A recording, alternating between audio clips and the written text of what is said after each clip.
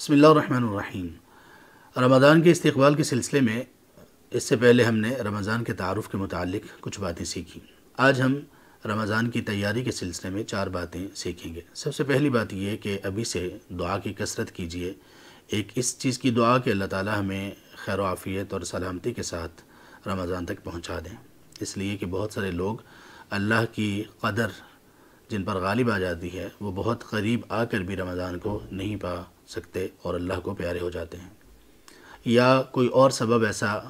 ان پر حاوی ہو جاتا ہے کہ جس کی وجہ سے وہ رمضان کی نعمتوں سے اور رمضان کی رحمتوں سے فائدہ نہیں اٹھا سکتے۔ تو بہت کثرت سے دعا کیجیے کہ اللہ ہمیں صحت، ایمان کی سلامتی کے ساتھ رمضان نصیب کیجیے،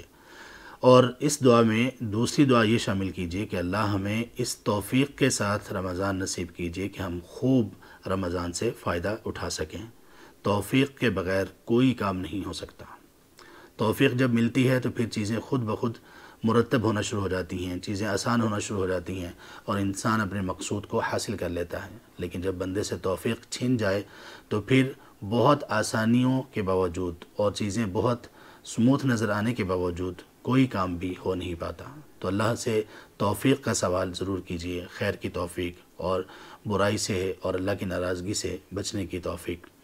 دوسرے نمبر پر رمضان سے پہلے کی مشغولیات کو رمضان سے پہلے ہی ختم کر لیجئے، اور رمضان میں جو چیزیں آپ کو مشغول کرتی ہیں ان کو بھی رمضان سے پہلے ہی نمٹا لیجئے۔ ابھی ان دنوں میں تو حالات ایسے ہیں کہ کوئی مصروفیت ہے ہی نہیں، اللہ کی طرف سے ہی تمام مصروفیات ختم کر دی گئی ہیں، اللہ ہم پر رحم کرے۔ لیکن اس کے باوجود بھی کوئی مصروفیت جیسے رمضان میں خریداری کرنے والی جو چیزیں ہیں رمضان سے پہلے سب خرید لیجئے، وہ گھر کا راشن ہو، وہ اور ضروریات کی چیزیں ہوں یا جو بھی ہو، یہاں تک کہ اللہ تعالیٰ حالات کو بہت جلد اچھا کر دیں۔ عید کی تیاری کو بھی ہمیشہ رمضان سے پہلے ہی کیجیے۔ اپنے سوٹ لینا، سلوانا یا جو کچھ بھی ایسا کرنا ہو وہ رمضان سے پہلے کر لیجئے، اس لیے کہ اگر یہ پہلے نہیں ہوتا تو پھر یہ تمام چیزیں اکثر لوگ رمضان کے آخری دنوں میں کرتے ہیں، جو رمضان کے قیمتی ترین دن ہیں، اور آخری دنوں میں بھی رمضان کی راتوں میں یہ مشغولیات وہ اپناتے ہیں، خریداری کرتے ہیں، جو کہ رمضان کی ہی نہیں بلکہ پورے سال کی تمام راتوں میں افضل ترین راتیں ہوتی ہیں، اور لوگ ان راتوں کو ضائع کر کے رکھ دیتے ہیں اور اللہ کی نعمت کی اس قدر ناشکری کرتے ہیں، بجائے اس کے کہ وہ لیلۃ القدر کے لیے کوشش کریں، لیکن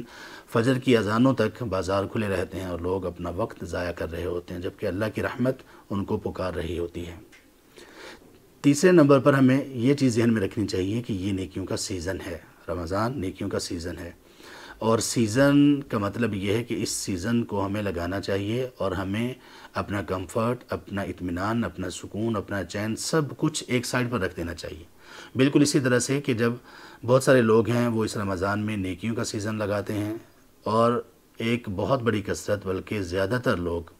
سوائے چند ایک کہ وہ رمضان میں عید کا سیزن، اپنی دکان کا سیزن، اپنی تجارت کا سیزن لگاتے ہیں۔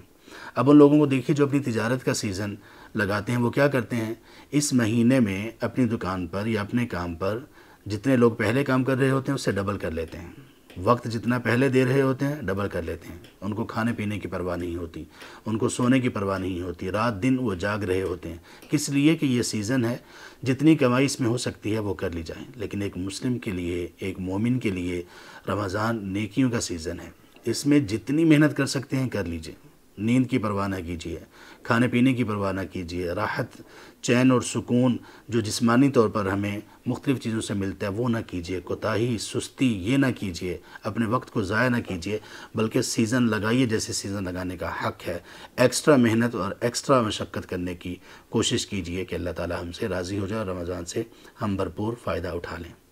چوتھے نمبر پر یہ کہ ابھی سے اپنے رمضان کی ترتیب لگا لیجیے کہ ہم نے کس طرح سے رمضان سے فائدہ اٹھانا ہے اور کیا کیا کرنا ہے۔ فجر کے بعد کی مصروفیت کیا ہوگی، کب تک ہوگی، ظہر کے بعد کی مصروفیت کیا ہوگی، عصر کے بعد کی مصروفیت کیا ہوگی، مغرب اور عشاء کے بعد کی مصروفیت کیا ہوگی،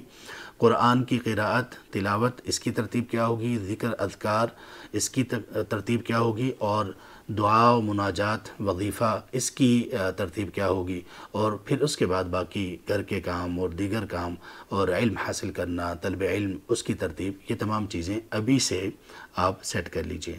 اور رمضان میں جو علمی ترتیب آپ لگانا چاہتے ہیں، جس علمی دورے میں شرکت کرنا چاہتے ہیں، جو علمی پروگرام آپ سیکھنا چاہتے ہیں، حصہ لینا چاہتے ہیں، اس کے لیے ابھی سے اپنے آپ کو تیار کر لیجیے۔ اللہ ہمیں صحت اور ایمان کی سلامتی کے ساتھ رمضان نصیب کریں، اور اللہ تبارک و تعالی ہمیں توفیق دیں کہ ہم اس رمضان میں ایسے داخل ہوں کہ اللہ کو پسند آ جائیں، اور ایسے نکلیں کہ اللہ تعالی ہمیں معاف کر چکے ہوں ہمیشہ کے لیے۔ آمین یا رب العالمین۔ سبحانک اللہم و بحمدک، اشہد ان لا الہ الا انت، استغفرک و اتوب الیک، والسلام علیکم ورحمۃ اللہ وبرکاتہ۔